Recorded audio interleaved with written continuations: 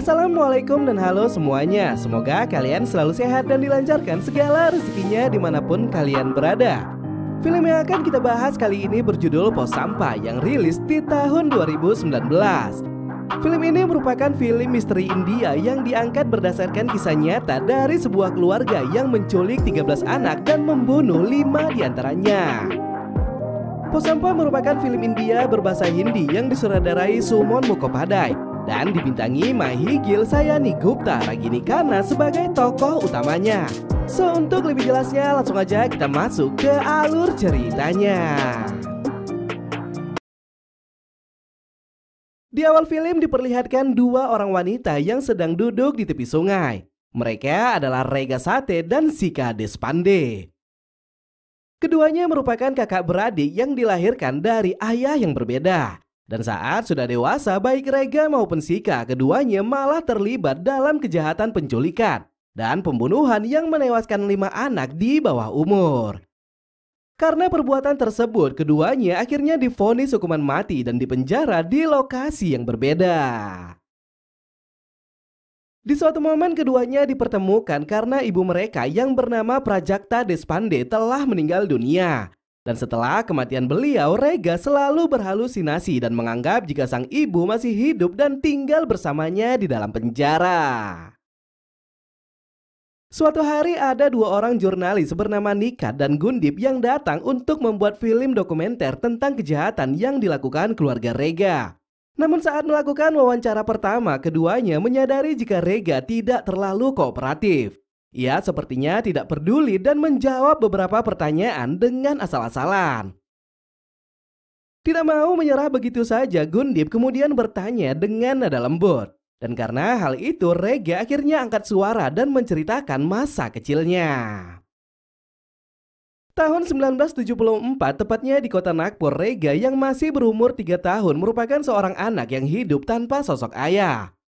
Ibunya Prajakta berprofesi sebagai kupu-kupu malam dan sering bergaul dengan beberapa supir truk yang melintas di daerah mereka. Dan selain itu, Prajakta juga merupakan seorang pecandu narkoba. Dan jika ada yang tidak sesuai dengan keinginan hatinya, ia kemudian melampiaskan kemarahannya kepada Rega. Setelah sesi wawancara selesai, Rega yang memasuki ruang tahanan kembali berhalusinasi. Ia melihat kehadiran Prajakta yang kemudian memujinya karena tidak mengatakan aib keluarga mereka yang sebenarnya. Melalui ingatan Rega, kita kemudian kembali flashback ke tahun 1974. Dan dari momen tersebut terkuaklah jika cerita yang disampaikan Rega sebenarnya merupakan sebuah kebohongan. Prajakta memang berprofesi sebagai kupu-kupu malam. Namun terkait dirinya yang merupakan seorang pecandu ternyata salah besar. Karena sebenarnya kejahatan yang dilakukan Prajakta bukanlah mengkonsumsi obat-obatan terlarang, melainkan melakukan aksi perampokan dan juga pembunuhan. Para supir truk yang menjadi langganan Prajakta berakhir tewas karena dibunuh dengan sangat brutal. Semua harta benda yang mereka bawa diambil tanpa tersisa sedikit pun. Dan untuk menghilangkan barang bukti, Prajakta kemudian memasukkan tubuh para korbannya ke dalam sebuah karung. Dan setelahnya karung tersebut kemudian digeret dan dibuang ke dalam sungai. Di tempat lain, Gundip yang belum mengetahui fakta sebenarnya sangat yakin jika Rega merupakan seorang psikopat. Namun pendapatnya itu seketika dibantah oleh Nikat yang merasa jika mereka harus mencari kebenaran dari sudut yang berbeda. Wawancara kedua kemudian berlanjut kepada seorang pengacara bernama Ashok Chandra. Beliau yang dahulunya menangani kasus pembunuhan Rega dan juga Sika mengatakan jika pembunuhan yang mereka lakukan sungguh sangat tidak manusiawi. Pada tahun 1990 sampai tahun 1996, tepatnya di daerah Maharashtra Aurangabad, keduanya telah melakukan penculikan kepada 13 anak jalanan dan 5 diantaranya dibunuh dan jasadnya dibuang ke dalam sungai. Dan setelah melakukan penyelidikan yang cukup panjang, Ashok sedikit geram lantaran pembunuhan yang dilakukan terjadi hanya karena perasaan kesal. Setelah mendapatkan banyak informasi, Gundip dan Nikat kemudian mendatangi rumah keluarga Rega yang menjadi alamat terakhir mereka. Di sana keduanya kemudian mewawancarai seorang pria tua yang merupakan pemilik warung. Pria tersebut mengatakan jika keluarga Rega tiba di Aurangabad pada tahun 1989. Namun selama 7 tahun berada di sana, keluarga mereka hidup tanpa bersosialisasi. Salah satu tetangga yang bernama Nyonya Madaf juga membenarkan pernyataan yang diberikan pria pemilik warung. Bahkan di lain sisi, Madaf juga mengaku jika ia sering mendengarkan tangisan Rega yang seringkali mendapatkan siksaan dari ibunya. Prajakta lebih menyayangi Sika daripada Rega lantaran sikap keduanya yang berbeda jauh.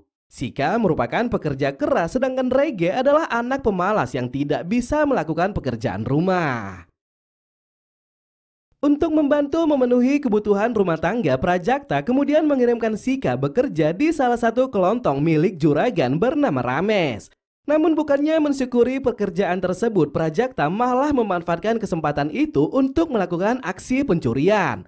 Dan naas ketika tindakan tercelanya diketahui oleh Tuan Rames, Sika akhirnya dipecat secara tidak hormat. Malam saat penangkapan keluarga Rega di tahun 96, Madaf melihat jika ketiganya pulang dengan membawa seorang anak laki-laki. Keadaan di malam itu terasa sangat sunyi dan berbeda dengan malam-malam sebelumnya. Dan karena merasa ada sesuatu hal yang mencurigakan, Madaf akhirnya memutuskan untuk menelpon polisi. Pada akhirnya ketika polisi tiba, prasangka Madaf ternyata tidaklah salah. Mereka mendapati keluarga Rega yang telah melakukan pembunuhan kepada anak laki-laki yang dibawa mereka. Dalam penggerbekan itu, polisi melihat Prajakta sedang memegang pisau. Sedangkan Rega berusaha melarikan diri, namun ia berhasil dibekuk dengan sangat mudah.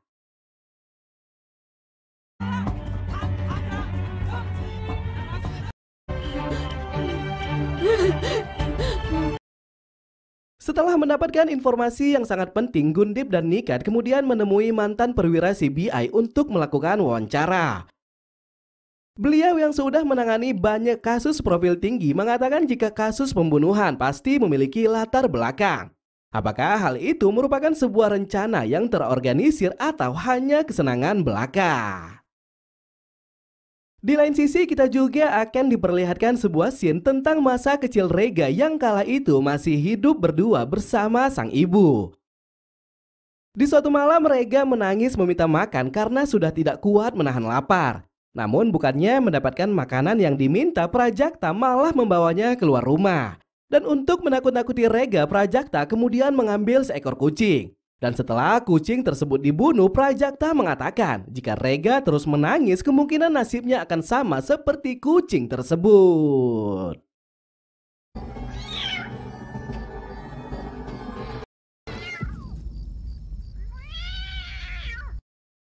Gundi mendapatkan telepon dari pamannya yang mengatakan jika ia telah mengumpulkan beberapa dokumen terkait kasus pembunuhan yang dilakukan keluarga Rega.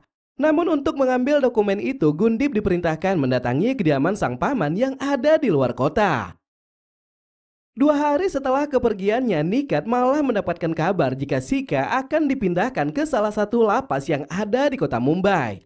Dan menyadari jika ini adalah waktu yang tepat, Nikat akhirnya memutuskan untuk melakukan wawancara seorang diri. Setelah tiba di gedung lapas, salah satu petugas penjara mengatakan alasan Rega dan Sika terpisah karena takut keduanya melakukan keributan. Hal itu terjadi karena kondisi Rega yang tidak stabil. Ia diyakini mengalami gangguan mental dan bisa saja melukai orang-orang yang ada di sekitarnya. Berbeda halnya dengan Rega, Sika yang diwawancarai terlihat kooperatif dengan semua pertanyaan yang diberikan Nikat. Dan dengan penuh kejujuran, Sika kemudian menceritakan semua kejadian di masa lalu. Tahun 1976, tepatnya di kota Nagpur, sang ayah yang bernama Dharmes Depande mengusir mereka dari kediamannya. Kejadian itu terjadi ketika Sika berumur 1 tahun dan Rega berumur 5 tahun. Dan seiring berjalannya waktu, Prajakta yang kesusahan dalam mencari nafkah akhirnya kembali ke kebiasaan buruknya.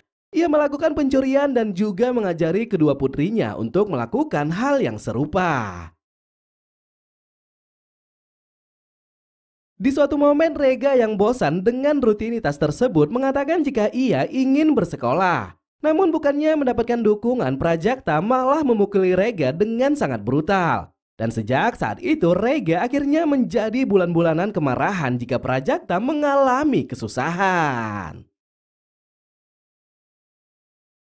Sebelum mengakhiri sesi wawancara, Sika mengatakan kepada Nika jika Rega sebenarnya adalah pribadi yang baik. Ia tampak sedikit keras namun hatinya sangatlah lembut. Gundip yang sudah kembali dari luar kota kemudian memutar video rekaman hasil wawancara dan menganggap jika cerita yang disampaikan Sika juga belum bisa dipercayai kebenarannya. Ia pun memutuskan untuk melakukan wawancara ulang. Namun sebelum hal itu dilakukan, Gundip lebih dulu mewawancari Rega untuk kali kedua. Dan di kesempatan ini Rega akhirnya mau bercerita panjang lebar dengan kehidupan masa lalu mereka. Selama menjadi kupu-kupu malam, ternyata Prajakta pernah tertangkap basah saat melakukan pencurian. Dan karena alasan tersebut, supir yang menjadi korban langsung membalas kejahatan Prajakta dengan memberikan racun kepada Rega.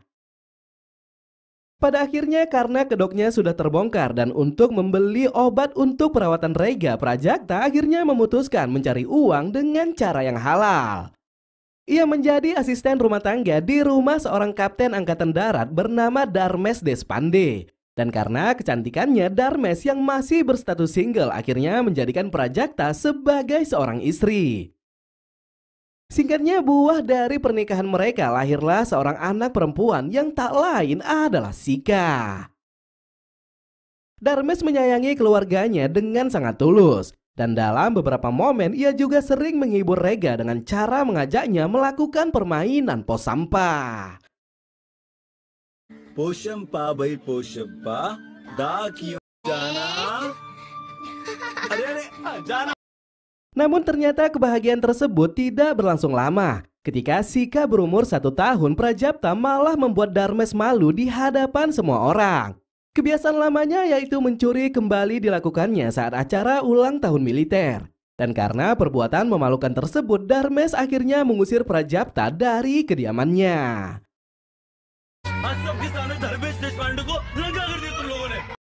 Kepada Nika dan juga Gundip, Rega mengatakan jika Deshpande telah meninggal dunia setelah 2 tahun mereka berada di penjara.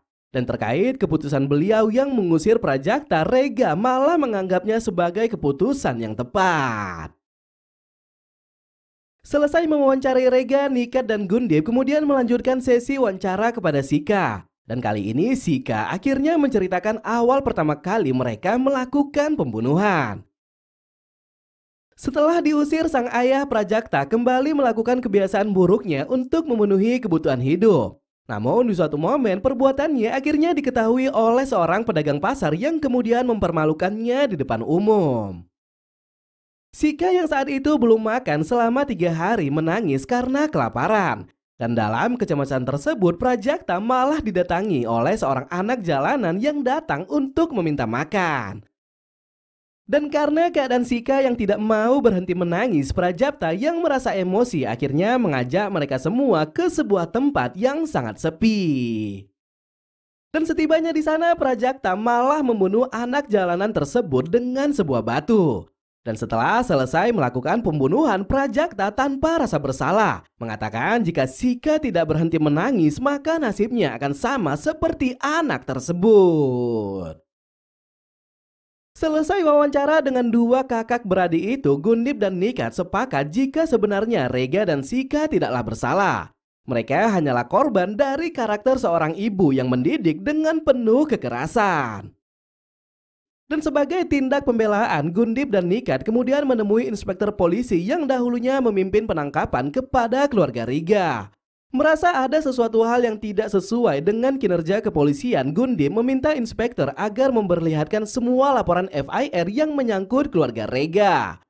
Pada akhirnya Gundip pun menemukan sebuah FIR di mana Prajakta membuat laporan jika salah satu putrinya ada yang mengalami kasus penganiayaan dan pemerkosaan. Namun karena tidak menanggapinya dengan baik, kepolisian sampai saat ini belum bisa mengungkapkan pelaku pemerkosaan dan siapa putri Prajakta yang menjadi korban. Sadar jika dirinya telah melakukan kesalahan, inspektur mengatakan jika ia akan melakukan penyelidikan ulang. Dan hasil dari penyelidikan tersebut akan segera ia sampaikan setelah semua fakta terkumpul dengan jelas. Setelah berdiskusi dengan Inspektur Gundip dan Nikat, kemudian kembali menemui Rega. Dan saat mereka ingin menanyakan kasus pemerkosaan, Rega malah mengalihkan pembicaraan dan mengatakan jika dahulu ia pernah mendapatkan sebuah anting emas dari sang ibu. Namun untuk mendapatkan anting tersebut, Rega diperintahkan membunuh seorang anak laki-laki bernama Vinet yang merupakan putra Darmes Despande dari istri keduanya.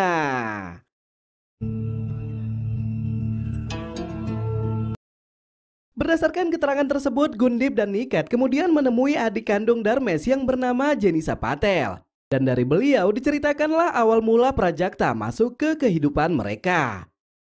Tahun 1992, Prajakta datang bersama kedua putrinya untuk memperbaiki hubungan mereka di masa lalu.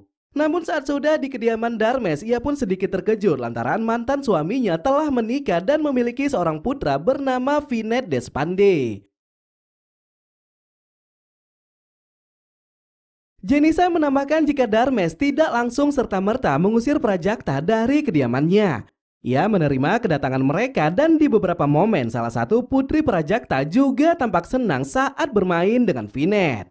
Namun di balik hal itu, Jenisa juga merasa jika putri Prajakta yang satunya lagi terlihat murung dan selalu cemburu dengan kebahagiaan Vinet. Usut punya usut, ternyata pembunuhan yang dilakukan keluarga Rega yang tertangkap basah oleh kepolisian ternyata korbannya adalah Vinet Despande. Dari informasi yang disampaikan, Gundip dan Nikat kemudian mewawancarai Sika untuk kesekian kali. Dan di sini Sika pun menceritakan momen pertama kali mereka tiba di kediaman sang ayah. Saat mengetahui Darmes telah menikah, Prajakta tidak langsung pulang dan ia pun menawarkan diri menjadi asisten rumah tangga. Ternyata hal itu dilakukan Prajakta lantaran ia ingin mengobati rasa rindu Sika yang sudah terpisah lama dengan sang ayah sejak berumur 1 tahun. Dan singkatnya, di setiap akhir pekan, Prajakta pun membawa kedua putrinya ke kediaman Darmes. Di momen tersebut, Sika mengatakan jika ia sering menemani Vinet bermain dalam segala permainan. Namun ia juga mengaku jika Rega tidak suka dengan kedekatan mereka. Dan di suatu hari saat sedang duduk berdua di tepi sungai, Rega mengatakan jika mereka harus membunuh Vinet atas perintah sang ibu. Tepatnya di tanggal 19 November 1996, setelah berdiskusi panjang, keluarga Rega akhirnya membawa Vinet tanpa sepengetahuan Darmes. Dan ketika sudah tiba di rumah kontrakan, Prajakta tanpa bimbang langsung melayangkan pisau dan membuat Vinet tewas seketika. Kepada Nikat dan juga Gundip, Sika mengatakan jika ia sebenarnya tidak setuju dengan rencana pembunuhan tersebut. Namun karena keinginan Prajakta, ia pun tidak bisa melawan dan hanya menurut saja. Sika juga mengaku jika korban pemerkosaan yang sempat dilaporkan oleh sang ibu sebenarnya adalah dirinya. Ia diperkosa oleh pria pemilik warung, namun polisi tidak menanggapi kasus itu lantaran mereka sudah dijatuhkan hukuman penjara. Di lain sisi, Sika yang merasa rindu dengan sang kakak kemudian meminta izin kepada sipir penjara untuk menelpon Rega. Namun tanpa sebab yang jelas, setelah perbincangan mereka selesai, Rega malah membenturkan kepalanya secara berulang-ulang. Setelah selesai berbicara dengan Rega, Sika didorong oleh 2 orang tahanan yang membuatnya mengalami luka di kepala. Dalam ketidakberdayaannya, Sika kembali meminta izin kepada sipir penjara agar diperbolehkan menelpon Nikat karena ada sesuatu hal yang ingin ia sampaikan. Setelah tersambung, Sika langsung menceritakan tentang penyerangan yang dialaminya. Dan di tengah ketakutannya, ia meminta agar Nikat membantunya menemui Rega sebelum hukuman mati mereka dilakukan. Pada akhirnya karena koneksi Nikat yang kuat ke pemerintahan, Sika dan Rega berhasil dipertemukan. Dan di momen itu Sika langsung menempelkan kepalanya kepada Rega seakan ada sesuatu yang diisyaratkan. Malam hari Rega mengalami mimpi buruk dan melihat 13 anak yang telah mereka culik datang untuk menuntut balas. Dan karena ketakutannya itu, Rega yang kondisi mentalnya semakin parah akhirnya mengakhiri hidup untuk menghindari teror yang sudah berulang-ulang ia rasakan. Scene kemudian berganti 2 bulan selanjutnya. Film dokumenter yang dibuat Gundip dan Nikat kini telah selesai. Orang-orang yang menyaksikan wawancara atas pengakuan Sika merasa iba dengan nasib 2 kakak beradik tersebut. Dan karena banyak pihak yang bersimpati, akhirnya pengadilan memutuskan melakukan peninjauan ulang akan hukuman yang harus didapatkan Sika.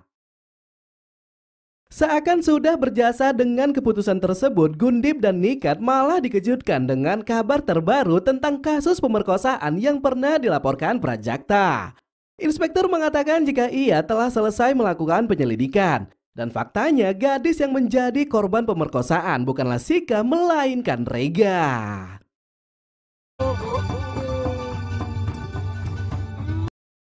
Dari sini Gundip dan Nika tidak menyangka jika Sika telah melakukan kebohongan. Dan di saat yang bersamaan Nikat kembali teringat dengan perkataan Jenisa yang kala itu mengatakan jika salah satu putri Prajakta ada yang cemburu kepada Vinet. Setelah semuanya dijelaskan barulah terungkap jika putri Prajakta yang sering bermain dengan Vinet ternyata adalah Rega. Sedangkan yang paling cemburu dengan kedekatan mereka tak lain adalah Sika. Saat itu Prajakta yang membawa seorang anak jalanan kemudian memerintahkan 2 putrinya untuk memegang anak tersebut sebelum melakukan pembunuhan. Namun putri Prajakta yang mau melakukan perintahnya hanyalah Sika. Sedangkan Rega hanya melihat dan sepertinya ia juga tidak setuju dengan pembunuhan tersebut. Sedangkan dalam kasus Vinet, otak di balik pembunuhan sebenarnya bukanlah Rega, melainkan Sika yang merasa cemburu karena tidak pernah mendapatkan kasih sayang dari seorang ayah. Tanpa rasa ragu sedikit pun Sika langsung melayangkan pisau ke kepala Vinet. Dan kemudian pisau tersebut ia berikan kepada sang ibu agar kepolisian tidak mencurigainya.